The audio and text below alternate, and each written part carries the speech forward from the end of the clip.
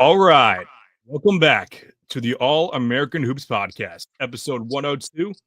As per usual, I'm joined by my younger brother, Matt Driscoll. It's been a pleasure. We had a little hiatus, so it's very, very good to be back.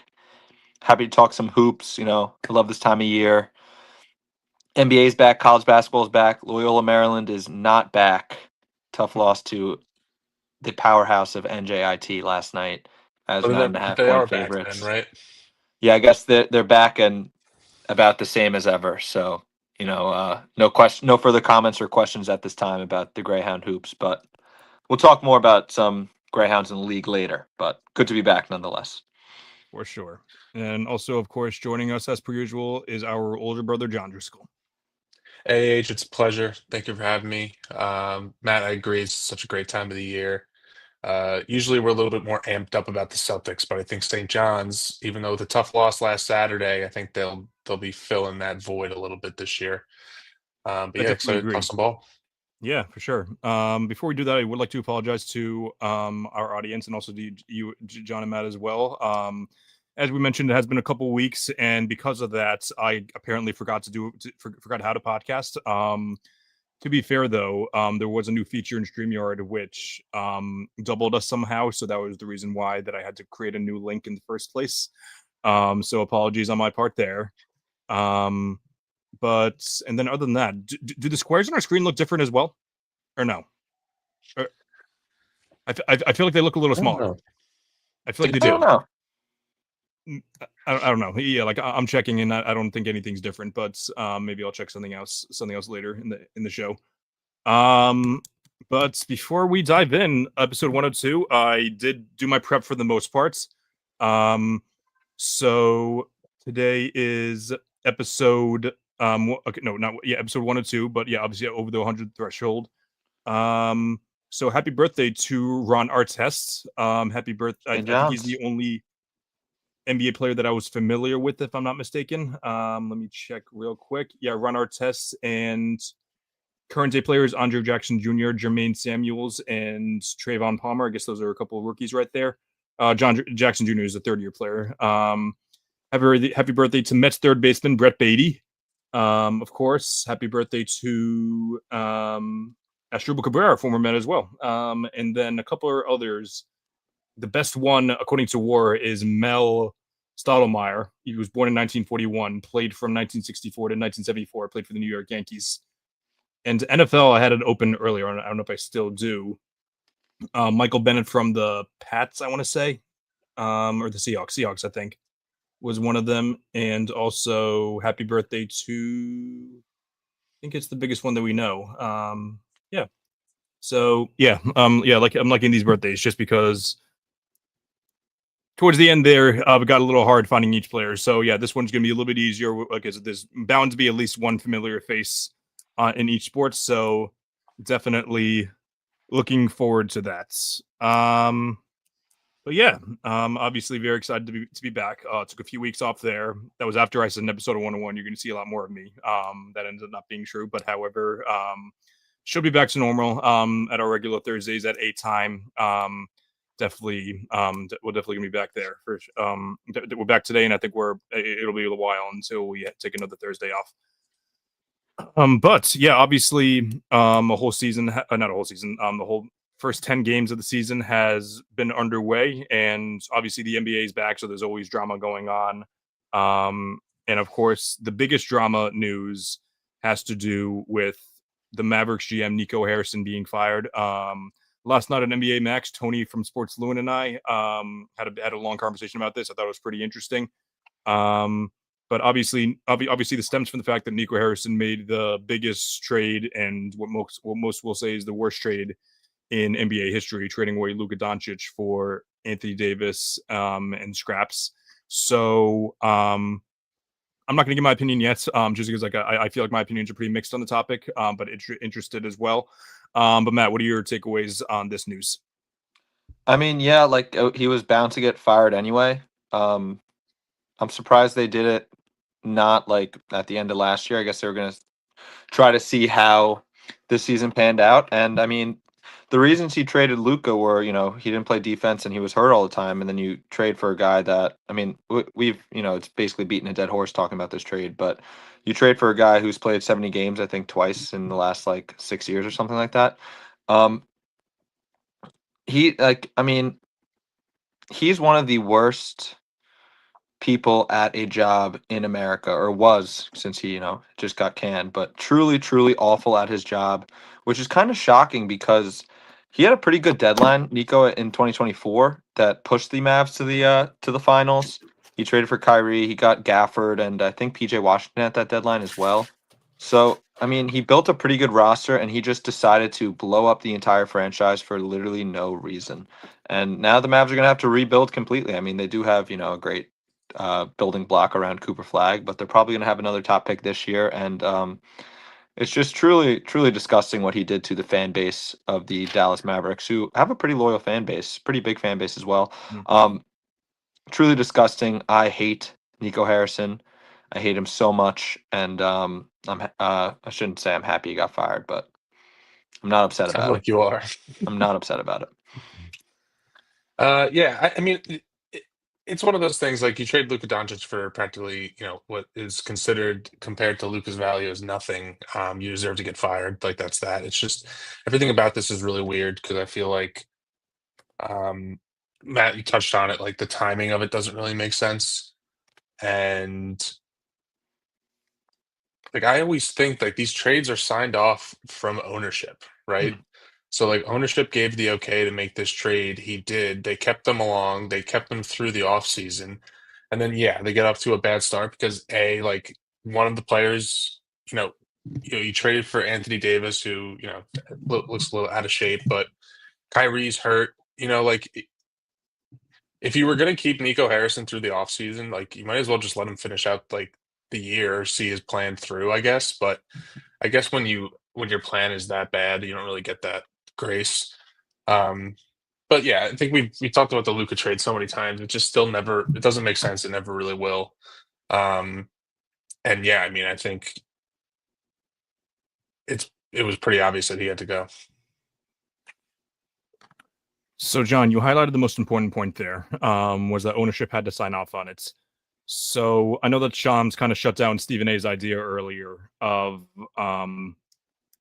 the fact that this idea was spearheaded by Nico, and then ownership decided to listen to him. But maybe it was Nico's idea, but which even then, like I don't know if I'm buying 100%, but just like still, it's been 9 months later, and I still think there's question marks around this trade because it was so ridiculous. Like, if everyone knew it was going to be this bad an idea, like it's not like it just so happens, like obviously it's spearheaded by Nico Harrison and by Rob Pelinka, and they have like a relationship, so they do talk on the phone. But that's not how trades work. Like GMs talk to their advisors, and then they have to confirm it with ownership. And no one, I don't want to say no one, like I'm sure people talked with them as time went on, but Nico Harrison is getting full blame for this, and I don't necessarily feel bad for the fact that he's been the fall guy, but I almost feel like the media and the fans are letting ownership off the hook, because not only can ownership kind of like talk down, can kind of say like, oh, let's not do this. They could full on veto a trade, which I know that you want to keep a good relationship with your front office guys, but I think people will understand you if ownership says, hey, we're going to put our foot down and say, no, we're not going to trade the guy that has led us to two conference finals in 3 years. We're not going to trade the guy who led us to the finals for the first time in over a decade. And we're definitely not going to trade the guy who's made 5 first team all NBAs in a row from 2020 until 2024. So, and like, I don't know, like, yeah, like maybe I'm like trying to, I'm like playing devil's advocate too much here, but like, yeah, like, oh yeah, I know that if you listen to Max, Tony put together like a really good case for it as well. Yeah, like he actually dug deeper than me, and he thinks that ownership wanted to get rid of Luka because of the whole because like they want to move or build a casino in Dallas, one of those two options, and we haven't even dived into into the even deeper conspiracy was that the league had to step in and say the Lakers need a superstar. LeBron is leaving, which we can talk. We don't have to talk about that again because we've talked about that enough in our group chats that we don't need to make it an actual thing. But I don't know. What do you guys think? I feel like I don't think Nico Harrison is 100% to blame for where the Mavs are for where they are today. Yeah, you guys made a great point about how ownership has to like sign off and stuff. And I mean they were chanting fire Nico in the I forget what arena the Mavs play, and it'll come to me in a second. Yeah. But when is that going to turn into, since they fired Nico and the Mavs right now, if we check, the Mavs are 14th in the West and they currently sit at 3-9.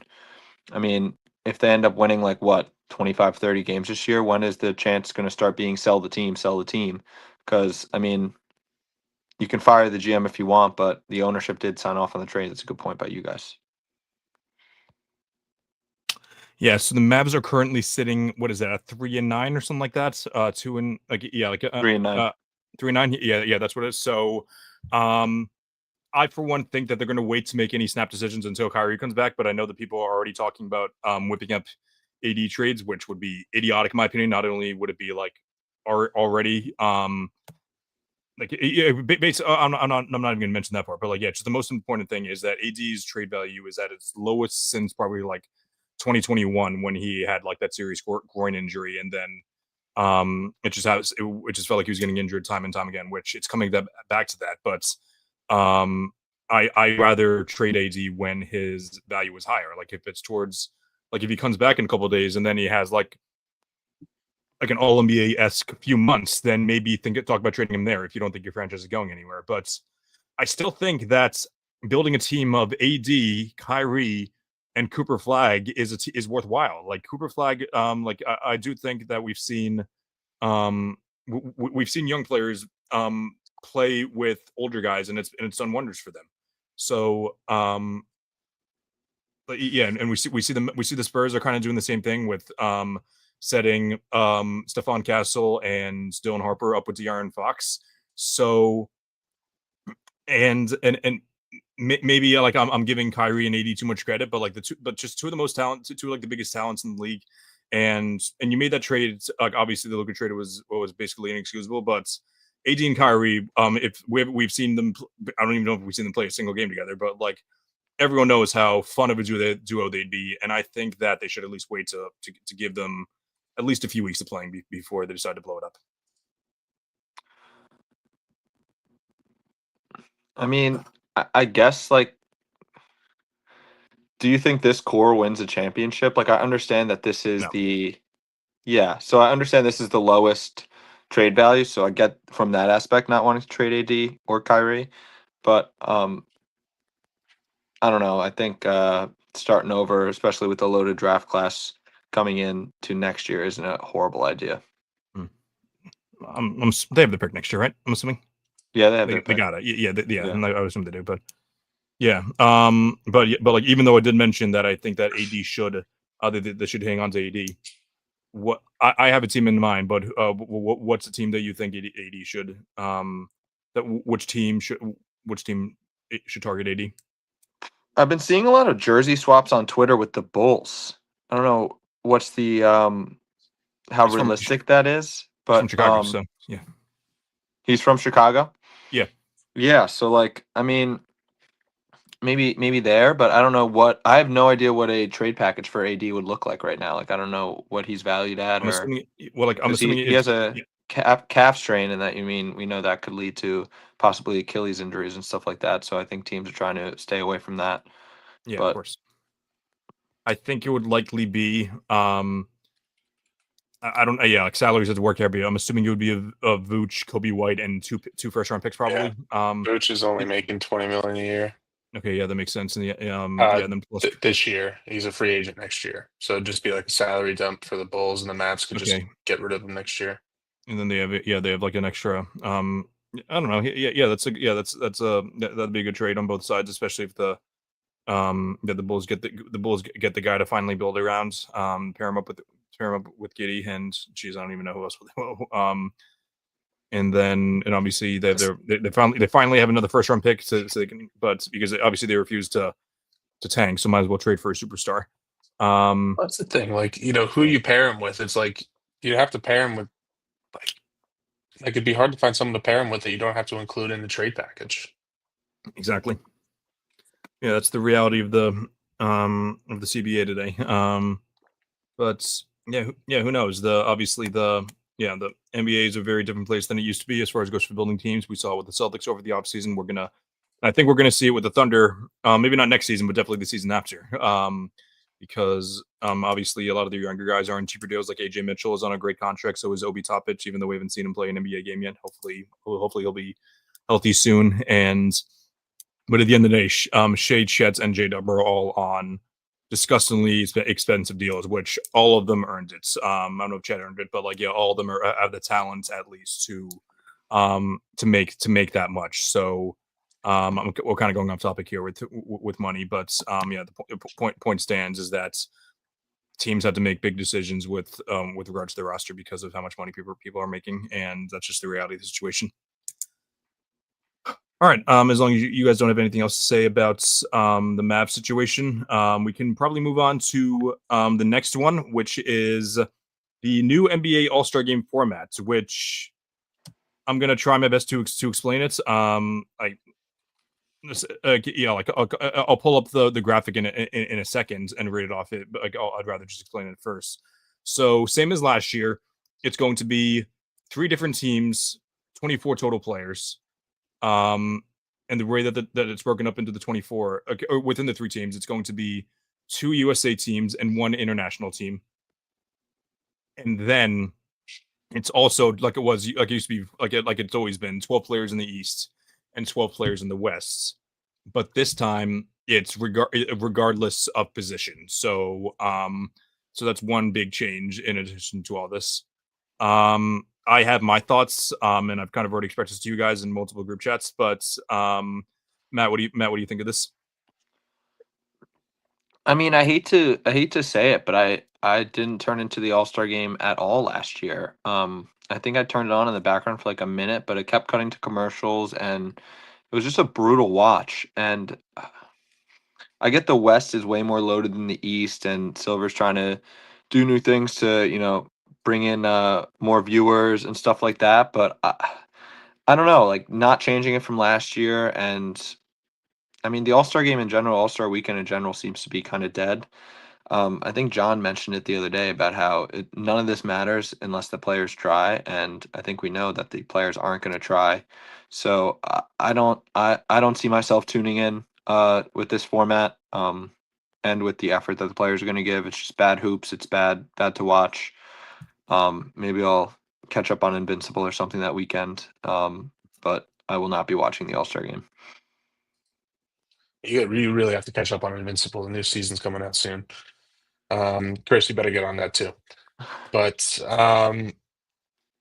yeah, I mean, Matt, you said it. I think I said it the other day in a group chat, but like you can't like I almost like give credit to Adam Silver and the NBA here for trying stuff.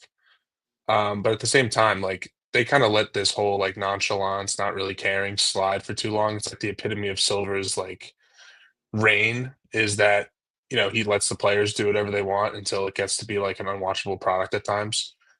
And it's so true for the All-Star game. I think I ended up watching it last year because I was at a bar and it was on. It wasn't even something like if I was home, I'd definitely be watching something else.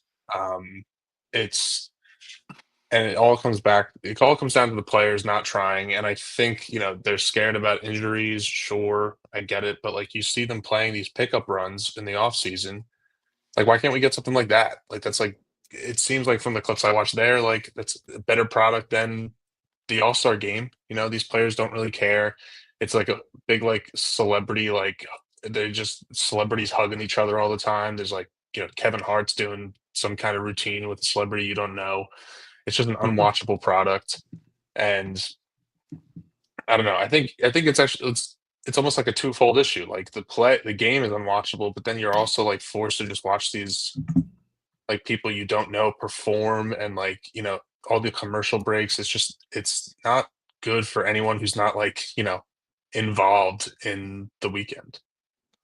I don't know about you guys, but I actually loved watching Mr. Beast yell he screech on the screen whenever some kid hit like a three, and whenever he Dude, I forgot Mr. Beast was on it last year. Oh my Yeah. god. So Dude, that's so terrible. Like, yeah. But yeah, so obviously I'm totally with you guys on the whole All-Star thing. I only watched it last year because me, Tony, Jalen, and I all watched it on NBA Max, and then we got in trouble for that actually. So yeah, and the entire time actually we weren't even we were barely talking about the game. We were just talking about I'm pretty sure we debated Chris Paul and John Stockton for half an hour rather than addressing what was going on in either of the games. Like maybe we talked about towards the end, oh look, Team LeBron, or like the older team just won. Like it was ridiculous. And the part that I don't understand, and at the end of the day, I would I used to be against this, but I would be 100% on board if the NBA just decided to cancel the All-Star game, but also still reward players for being All-Stars, just because I feel like that's something you got to keep. At least actually, I don't even know if you do it. If you do have to keep the players to this in themselves. If you maybe that'll it won't be in the contract negotiations because this bigger fish to fry, but saying okay, we're not going to the All-Star game anymore, and we're also not going to give you extra money for we're also not even going to get for the going to give you the extra money for being an All-Star, because obviously you guys don't really care about that. So I don't, maybe I'm digging too deep into a situation here, but I don't know. But yeah, at the end of the day, it doesn't matter. But I'm just curious. It wasn't clear. I'm sure there's more clear instructions rather than on just the one graphic that they showed. But as I said, so 3 teams. So 2 USA and 1 international, 24 total players. One could assume that means 8 players internationally. Okay, so 8 players from the international. So how about you guys start just listing off for me the best international players in the league? Jokic, Wemby, Giannis, Luka. SGA. It's 5. Yep. 5 obvious ones. Yep. Sengun. I was gonna say Sengun. By the way, I did say Embiid yesterday, but I don't even know if I'd consider him international anymore if he played for Team USA. It's true, like Sabonis. Yeah. I think he was the next guy on my list actually. I'll give my 3 more just because. So Franz Wagner, Denny Avdia, and Rudy Gobert. Nice. So Gobert. I don't know how this is going to work, but however, I wrote out all the players. You really tried to sneak Gobert in there, right there. Yeah, I think he is. Tell me who the next best international player is after him. I don't have anyone on the top of my head. Well, that was 9. Yeah, that's right. You it? don't. It was more. It was like 10 or 11. Yeah, 1, 2, 3, 4, 5, 6, 7, 8, 9, 10. Yeah, 10. I thought we said there was 8. I know, but I was giving extra for you. I was giving extra ones that would be in contention. So you did just try to sneak Gobert in there. Yeah. Okay. Whatever. Okay. So. Siakam is better than Gobert. He's he's international. Duh. I forgot about him. But Josh Giddey, Lauri Markkanen. Markkanen's international? Yeah, he's from Finland. Okay, I didn't know that. Jesus. Okay, yeah. I hope no one sees this. But he's not he's just not like an all-star player though. He made the All-Star game twice, I think, at least once. Twice he did, but he's more of an all-star player than Gobert. Who? No, we're talking about Gobert. We're not talking about Markkanen. Yeah. Oh yeah, no, I was saying Gobert is not really for the All-Star game. No, he's not. Unless they want to make it competitive, then sure. Yeah. But basically, my point is that out of all the players we mentioned, you added in Siakam there. And that's correct. Only Siakam and Wagner are the only 2 players in the East that are international players. Is that going to be regulated at all? I'm assuming not. No. Yeah, no. I think they. Well, didn't they say it would be 12 and 12 from each conference? They did. There's no way you make it 4 and 4, right? If you make it 4 and 4, then only one of Wemby, Giannis. Oh wait, no, sorry, Giannis is in the East too. Jesus Christ. But yeah, so only Wemby, Jokic, Shea, and Luka would be eligible for that. For the And West. then, but however, all the other guys I mentioned could at least make the All-Star game, but they could be disqualified because they'd be considered international. Or if any of the guys that are like seventh or eighth, like I'm sure you can make the arguments that like the 15th or 16th best American-born player is better than the 7th or 8th best international player. I don't know. I don't want to do that now, but and I know that like the top 12 from each conference first. That's what I would think what would happen. But what if only 6 players total in the international end up there? You can't you can't snub like a better player because he's like international. Like that would cause so many problems. It 100% would. But if the only pushback to that would be for years though, players in the West have been getting snubbed by players in the East. I feel like this is different though. Yeah, I do too. Yeah, it's just like it's a more like that's been going on forever. Yeah. So I don't know the rules, but I'm pretty sure what I'm saying though is right. Like they're gonna have to choose 8 international players, but yeah, like I'm assuming that they're still doing fan voting for like just like 5 starters in the East, 5 stars in the West, regardless of position, and then after that, like maybe they make the teams East and West like that. Like they'll say like okay, so 5 so like okay, so 4 players in the West are international. We only need like two more, like 4 more players international. It's just silly at the end of the day. Like here we are like discussing what rule is going to happen just for only one of the 3 of us to watch it. And when I say watch it, I mean I'm going to be scrolling on my phone in front of the TV because that's what I always do when I get bored of basketball, which doesn't happen too often, but it's hard to be entertained in a game like this. All right. We'll come back to this in 2 months when Rudy Gobert. 3 months. Rudy Gobert is an All-Star, because the Timberwolves are the number 1 seed and they need a second All-Star. Known better player than Pascal Siakam, Rudy Gobert. I never said he was better than Pascal Siakam. He is better than Jalen Brunson, though. Yeah. Speaking of Jalen Brunson, unfortunate news from Brunson today, which the Brunson news was interesting to me because this was the second tweet that I've seen from Shams that said, let me read it real quick. So New York Knicks star Jalen Brunson sustained grade 1 right ankle sprain and will miss Friday's game against Miami Heat. Sources tell ESPN. He will be evaluated daily. They did the same thing. He said the same thing with Paolo. He will be evaluated daily moving forward. I've never heard someone say that before. Being evaluated daily. Like is that like a new terminology that he's just going to start using? I feel like it is. Like rather than saying he'll be out indefinitely, now it's going to be like he'll be evaluated daily. I feel like that's always a thing. No, am I overthinking this? I think you're overthinking this. Yeah, I think evaluated daily is less of a concerning injury than out indefinitely. I mean, yeah, but like what? I don't know. When Shams tweets 5 more tweets saying he'll be evaluated daily when he's never done that once in his life before, I think you'll know what I'm saying because Shams has a very interesting way of tweeting things or like going about things. I think we can agree with that, and I don't know. I'll stay on top of this. Don't worry, guys. All right, so now we'll go into our second portion of the day.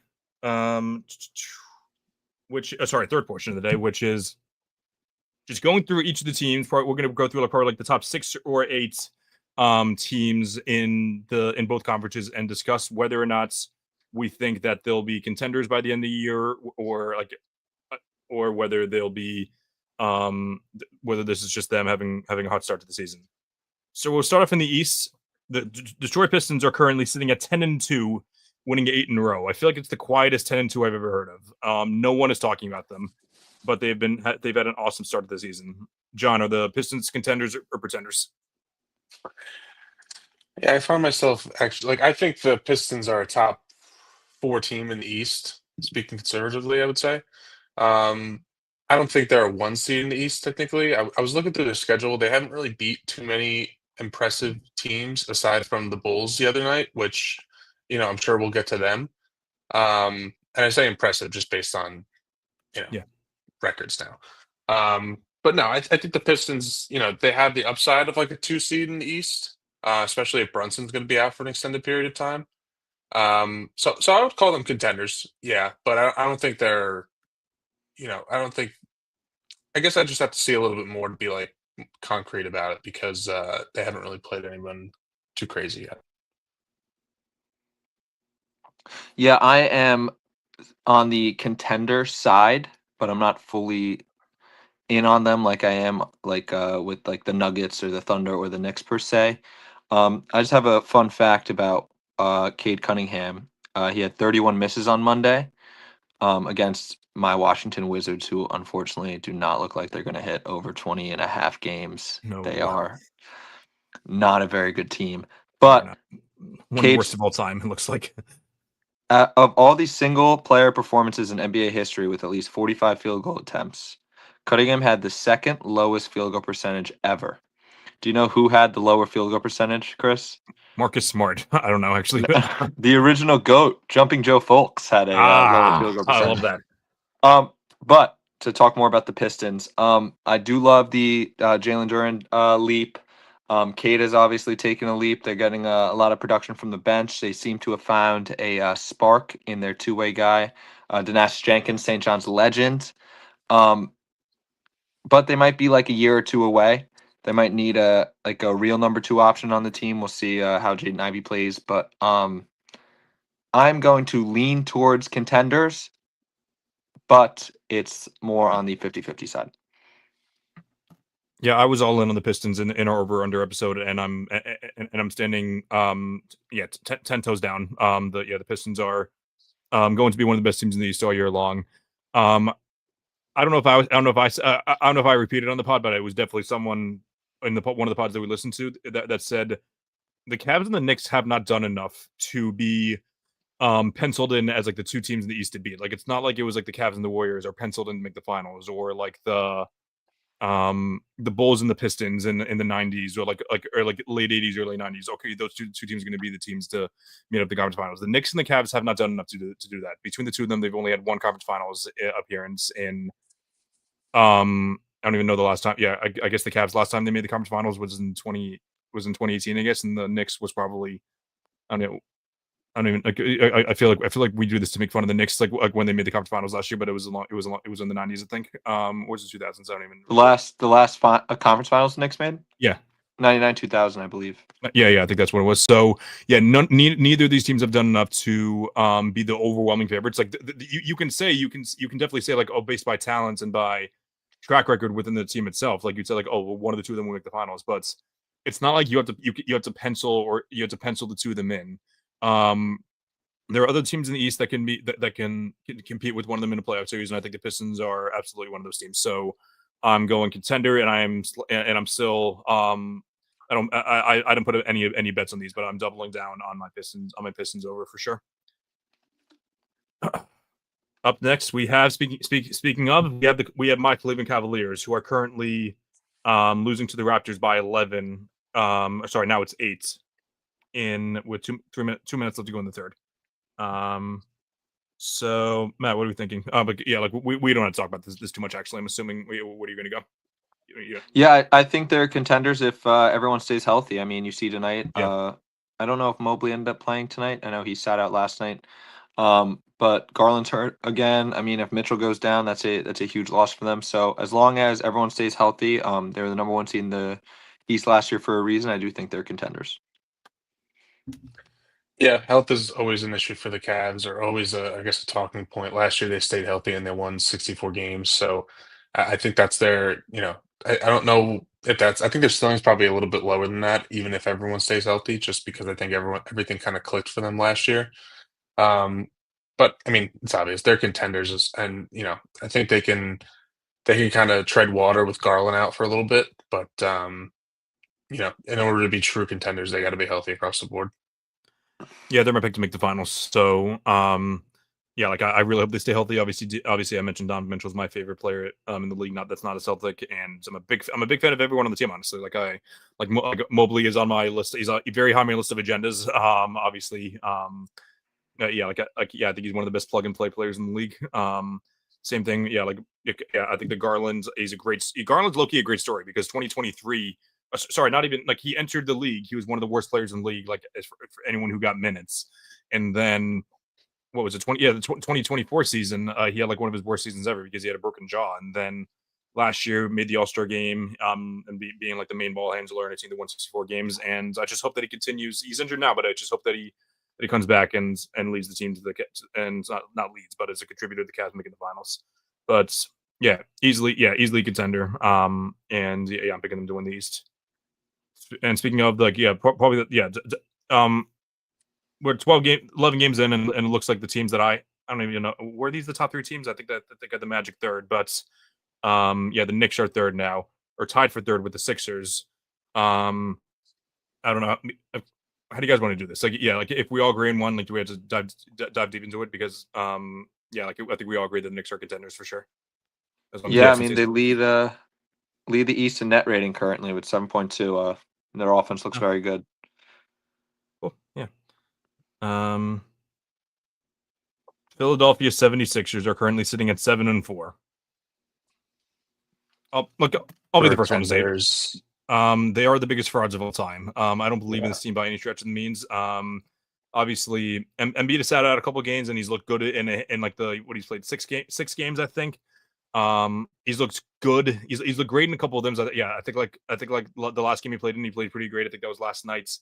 And then Maxi's obviously looking like an MVP candidate, and VJ had a great first couple of games, but he's slowed down from what I've seen, like up from like the box score. I haven't really watched much of them outside of when they played the Celts. But yeah, 7-4. They started 5-0, and they're the 2-4 in their last 6, if I'm mathing correctly. And there's just a lot of games that there's 2 Celtics games that could have gone the other way for sure. Granted, the one in the end they lost, the Celtics could have gone their way too.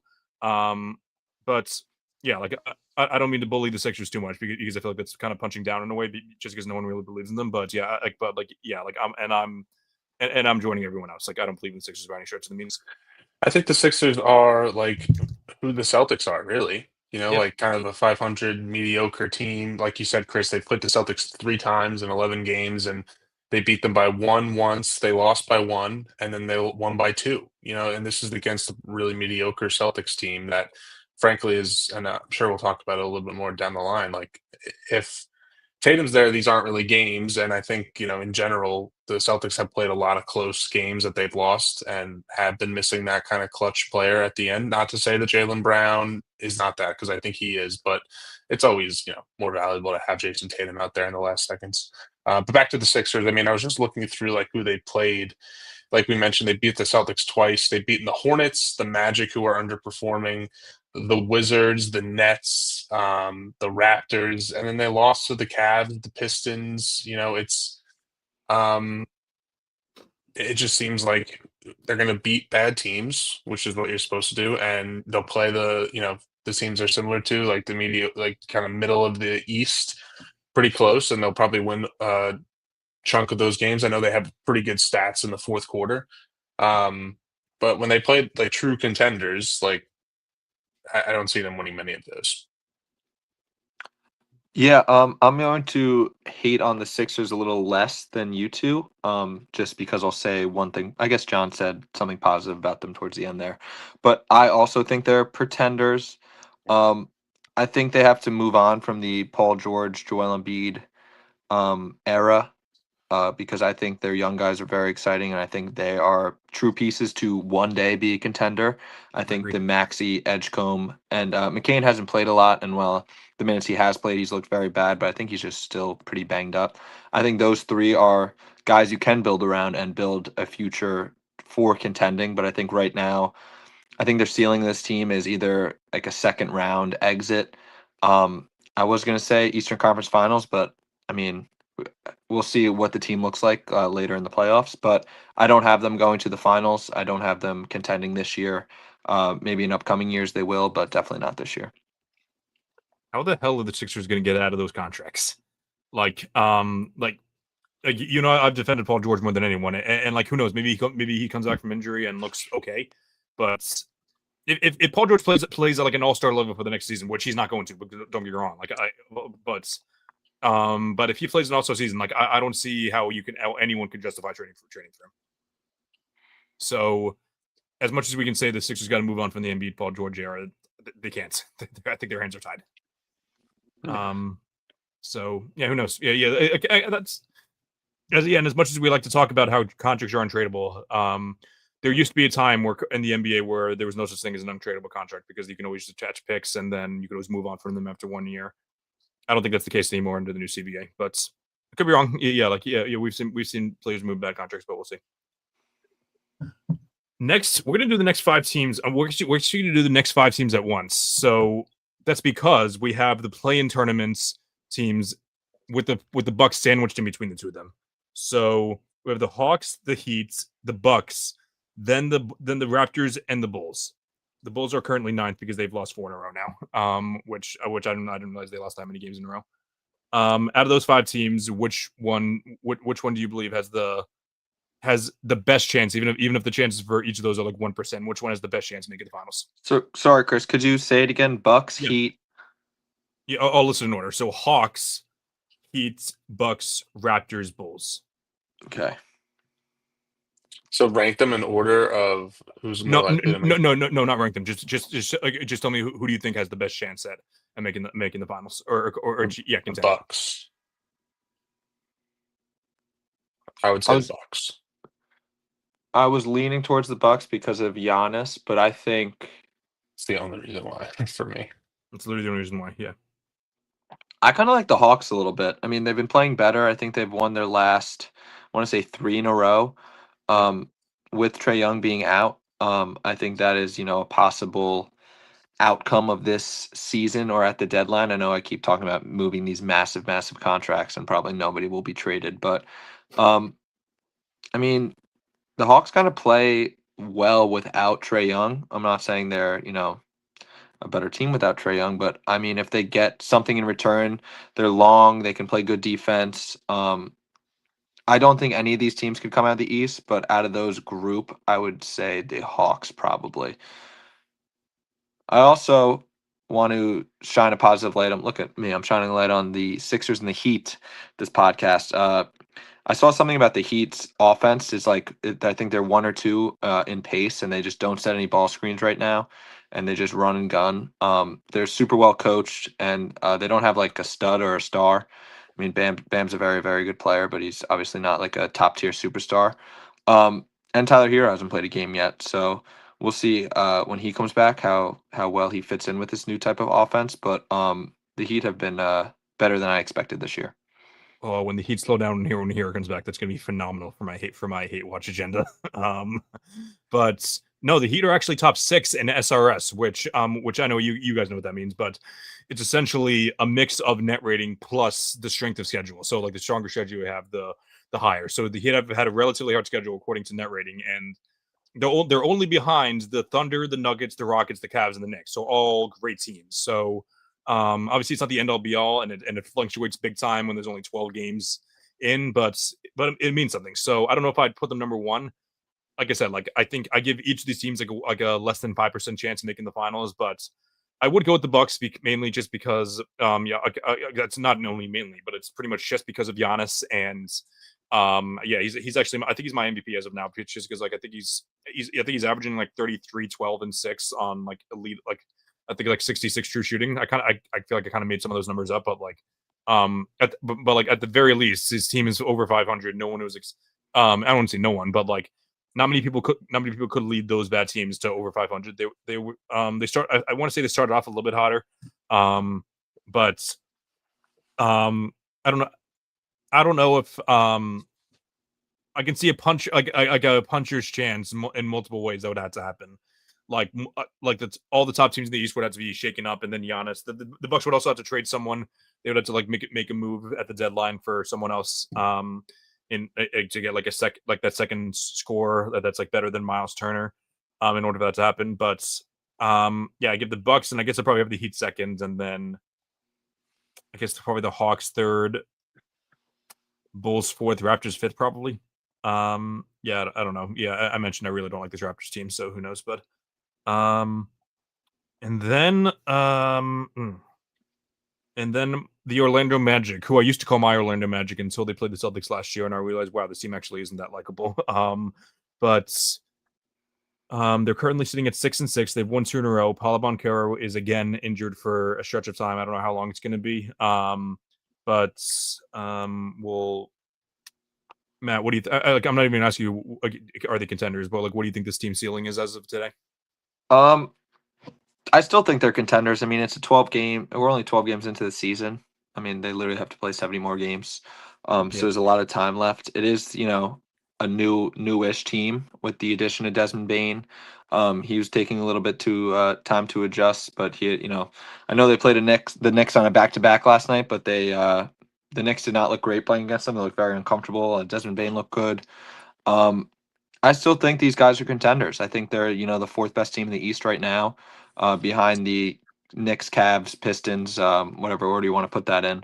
But I think those 3 teams are definitely better than the Magic. But it wouldn't surprise me if the Magic do come out of the East, because just the way they play. I mean, they beat the hell out of you, and I feel like those teams in the playoffs tend to do well. I mean, obviously they're like the Walmart super light version of the Thunder, but the Thunder beat the hell out of teams last year, and they played elite defense, and that's what the Magic do. So I still like the Magic. I still believe in them. Maybe I'll eat my words in a couple of weeks, but I still believe in this team. Yeah, I still believe in them too. I think that um, I know Paulo recently got hurt. He's day to day with a groin strain, so that'll be something to monitor. But I think they just came out of the gate a little slow, and they have plenty of talent to be a contender. I think I'm selling all my stock, honestly. At the end of the day, this has been a recurring issue. The offense just looking stagnant, um, and as much, as talented as Paolo and Franz are, I do question their fits. I, which I know, like, a lot of people said the same thing about Tatum and Brown, but I do think that Tatum Brown showed much more promise than Paolo and Franz have as a duo, at least. I don't know if individually talent wise, like I'm sure you can make the argument that Brown was the worst of the 4 of them, but like, as far as it goes for duos, the two of for duos, Paolo and Franz have not looked good next to each other. It's actually been Franz the one that has been like he's the one that's been like the leader on the floor, like whenever the Magic's offense looks good. And just the fact that they don't have like a main creator as well. Like, Jalen Suggs isn't a good offensive player. And then outside of that, like their defense when fully healthy is good, but they're 12th as of now. They're 12th in defense, 19th in offense. So I know we're saying 12 games in, but it's just a lot of the same things over and over again. I don't know. I don't know if they're going to fire their coach midseason, but I definitely think that Mosley's time is ticking for sure. And I think something's going to like I wouldn't trade Paolo because like I still think he's extremely talented, and I wouldn't trade Franz either yet. But one of those two things are going to happen. You're going to have to either break up Paolo and Franz eventually, or you're going to fire Mosley. That's what I think is going to happen over the offseason. Obviously, more likely that Mosley gets fired, but at least one of those two things would happen, though. If not Mosley getting fired. So We're noting this, Chris, that you sold all your Magic stock on November 13th. I'm perfectly fine with that. If I'm wrong, like, it's not like it's not like I have a hate watch. I don't think I have a hate watch for anyone on that team. Oh, KCP I do, but like that was only for the one thing that he ever did. But is he not on that team anymore? Who'd they trade him to? Oh yeah, that's right. Yeah, he's on the Grizzlies. Duh. Like I was. No one else on the team though. We'll go through the West quicker, just because like a lot of these teams are contenders. Like whether, but obviously the Celtics, Hornets, Nets, Pacers, Wizards. None of these guys are contenders. Like the Celtics are going to be a fun team to watch, as we've said, but they're gonna be hanging around that 7th, 8th, 9th, 10th seed. Maybe they make the play-in tournament, but I think eventually, like a week after the All-Star break, I think they're going to shut it down. But I could be wrong. We'll see. I kind of want to approach this differently for the West, just because we all know that the Thunder and the Nuggets are contenders. Are the Spurs contenders, though?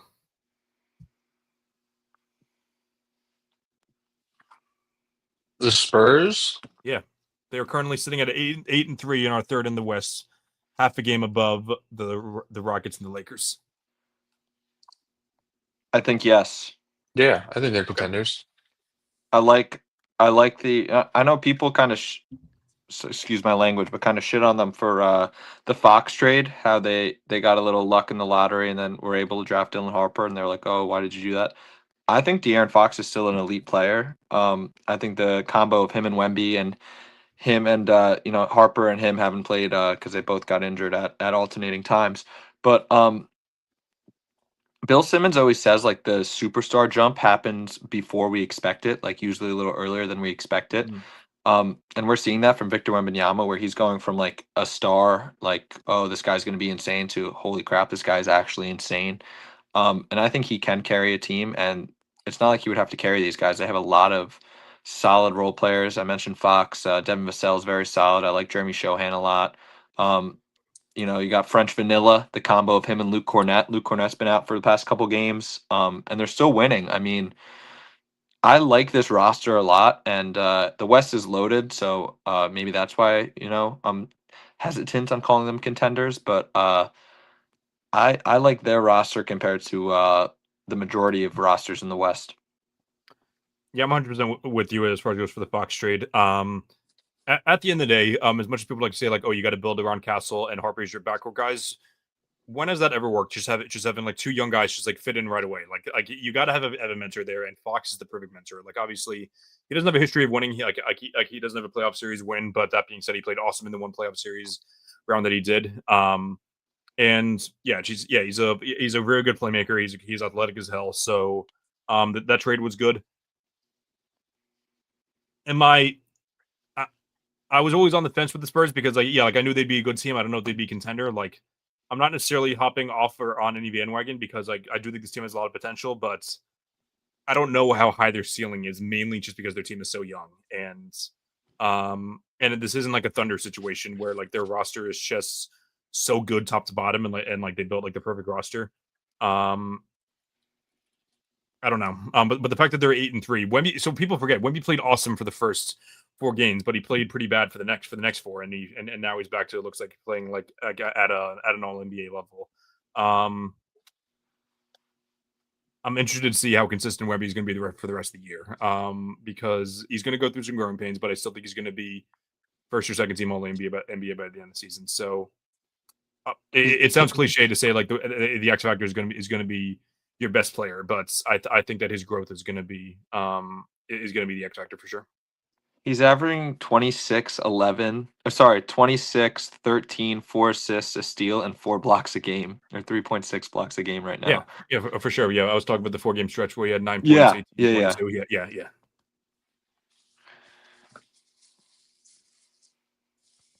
Anything about the Spurs, John? Yeah, it's okay if you don't. Yeah. Yeah, no, just as I was saying before, I think they do have the talent. I mean, Stephon Castle's been playing great recently. He had a triple double last night. Mm. Excited to see how they do manage the Castle Harper Fox minutes.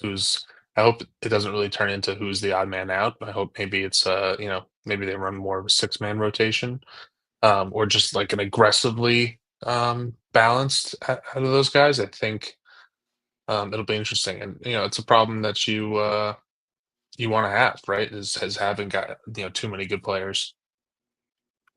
Good stuff. All right. So who is more likely to make the finals, the Rockets or the Lakers? The Rockets I think the Rockets too. You think the or the Rockets? Lakers? You said? Yeah. Yeah, the Rockets. Okay. Yeah, the Rockets are currently 7-3. The Lakers are 8-4. So, Lakers have been way better than I thought they were going to be, though. I will say. they have been, especially without LeBron. But I, I don't know what to think about LeBron. He's being assigned to a G League team, so he's going to be back to playing 5-on-5 basketball soon. But it's not like sciatica is like a death sentence as far as it goes for someone's career. But he is old, and back injuries are never a good thing for older players. So, I'm gonna. I'll lean the Rockets too, but I don't mainly because of LeBron and also the backcourt defense as well. Like, as I know the Reeves is playing at like an All NBA level as well, but I wonder long that's going to be. But at the end of the day, I do question like how good this team could be in the playoffs with the Luka and Reeves fit. Yeah, I mean, I say they're playing better than I expected them to, but I mean the question marks are still there. I Sure. did think they were going to be a pretty good regular season team. They're playing way better than I thought they would in the regular season. But I mean, their front court defense still definitely like the rim protection is still definitely a question mark in the postseason. And I mean, if you have LeBron, Luca, and Reeves on the floor at one time in the playoff series, you could attack all three of them. So less so LeBron, but definitely more so Luca and Reeves. But I mean, the question marks are still there. Their offense looks great, but I would definitely say the Rockets over them. I agree. And we can dig through, the Timberwolves. I know they're 7-4, 1-3 in a row. Out of the way to dive deep to them. We all agree they're contenders. That they're Yeah, like they need a real point guard though. they do. Yeah. Suns are currently 7-5. They've won 4 in a row. Good for the Suns. They're not going anywhere. I don't know. Matt's Portland Trailblazers. We can agree that they're obviously contenders, right? They do look like they're playing pretty well. Denny Avdia is making a all-star / all NBA case right now. The way That's he's right. playing. Yeah. Shout out to Jalen Carter. His guy there. Yeah, maybe he wasn't wrong. He was just early. No, he was wrong. He said that he was like the 7th display in the league. He was very wrong actually. But so And it seems like I haven't really been super locked in on the Blazers this year. I hate to admit it. I've just been like following on Twitter and stuff like that. I've only watched one of their games, but it seems like that they like from the consensus on Twitter that Tiago Splitter is a pretty good interim head coach right now. oh, that's good. Shaden Sharp's been playing well too.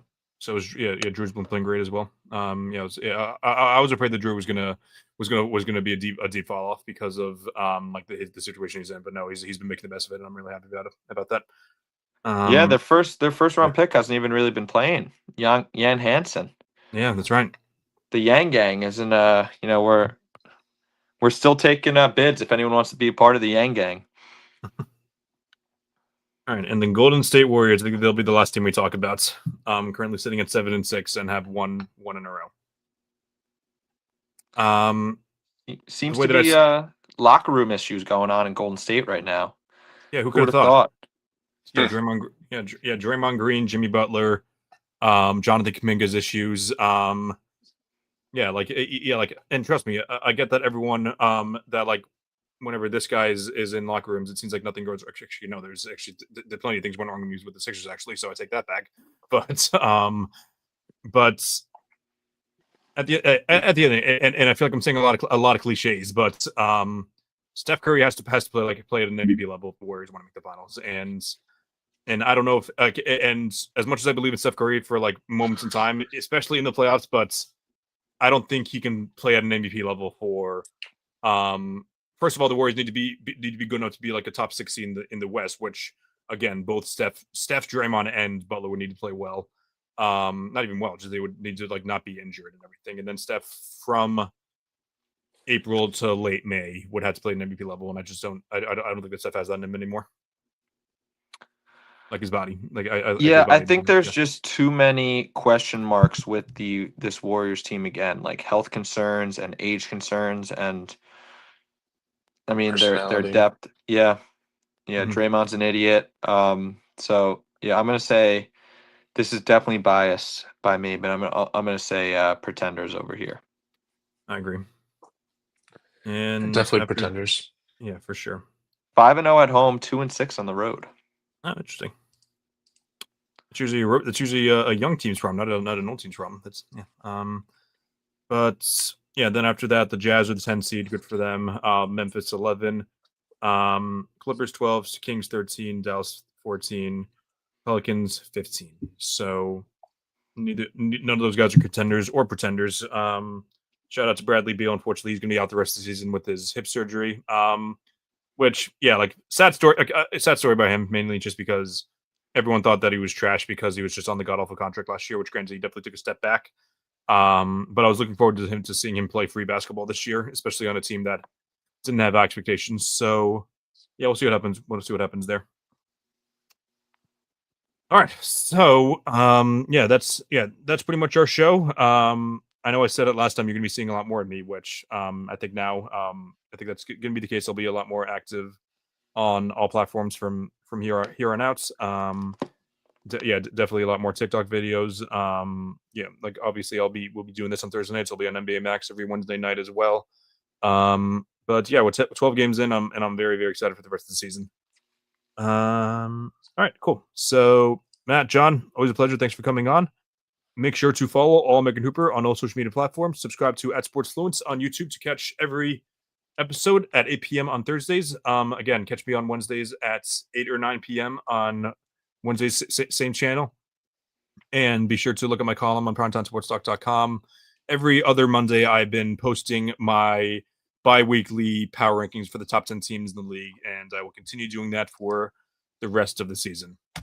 This has been another episode of the Armor Hoops podcast. I'm Chris Driscoll. Until next time, keep grinding and stay hooping. Have a good night, everyone.